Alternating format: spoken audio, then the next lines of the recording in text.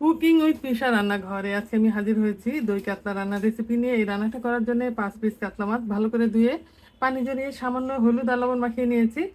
আর নিয়ে নিয়েছি পেঁয়াজ বাটা, পোস্ত বাটা, বাদাম বাটা, আদা রসুন বাটা, দারচিনি, এলাচ, তেজপাতা, মৌরি, লাল মরিচের গুঁড়া, জিরা গুঁড়া, ধনিয়া গুঁড়া, টক দই, কাঁচামরিচ।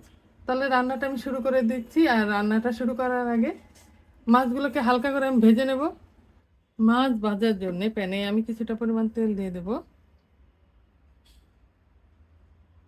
তেল গরম হলে মাছের পিস দিয়ে দেব।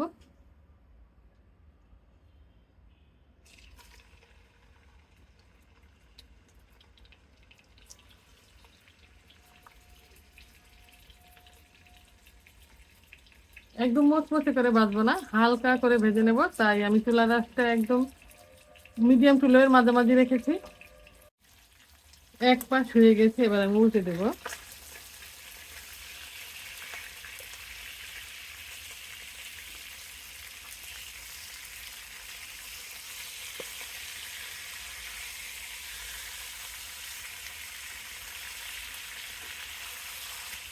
এভাবে উল্টে পাল্টে আমি ভেজে নেব। মাছগুলো ভাজা হয়ে গেছে, এবার আমি উঠিয়ে নিচ্ছি। ভাজা মাছগুলোকে আমি তুলে নিয়েছি, এবার দিয়ে দেব। এখানে আছে 1 টুকরো দারচিনি, 3টা এলাচ, 2টা তেজপাতা আর হাফ চা চামচ মৌরি, আস্ত মৌরি। কিছুক্ষণ ভেজে নেব। এবার 1 কাপ পরিমাণ এখানে পেঁয়াজ বাটা আছে, দিয়ে দিব।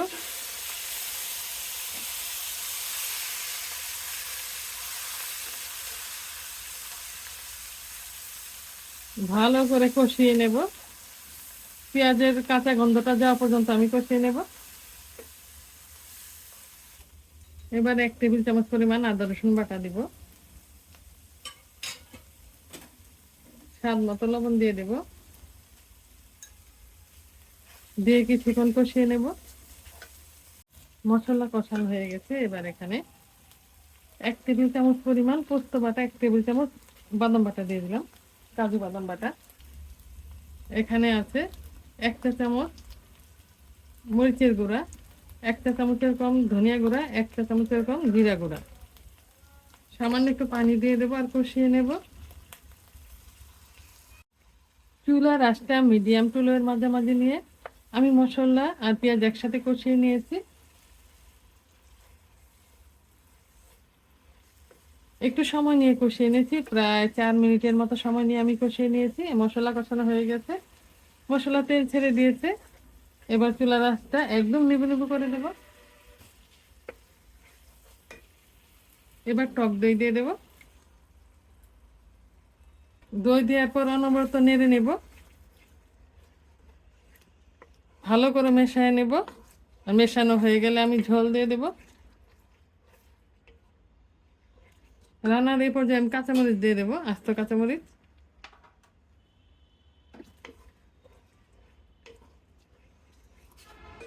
এবার আমি ঝোল দিয়ে দেব। ঝোলটা পছন্দ মতো দিতে হবে। ঝোল দিয়ে কিছুক্ষণ জাল করে নেব। যেহেতু আমি টক দই দিয়েছি, তাই সামান্য একটু চিনি দিয়ে দিলাম।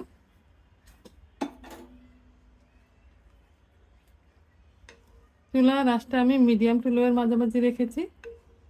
এবার আমি মাছ দিয়ে দেব।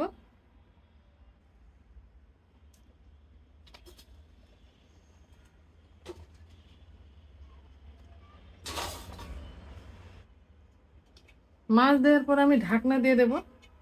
ঢাকনা দিয়ে আমি রান্না করে নেব কিছুক্ষণ।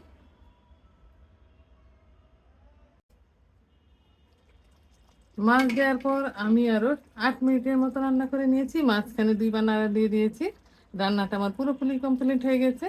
এবার চুলার আঁচটা আমি বন্ধ করে দিচ্ছি আর একটা সার্ভিং ডিশে নিয়ে দেখে দিচ্ছি রান্নাটা আমার কেমন হয়েছে। রান্না হয়ে গেছে অনুষ্ঠান বাড়ির মতো মজাদার দই কাতলা। দেখতে যেমন ভালো হয়েছে, খেতেও সুস্বাদু হয়েছে।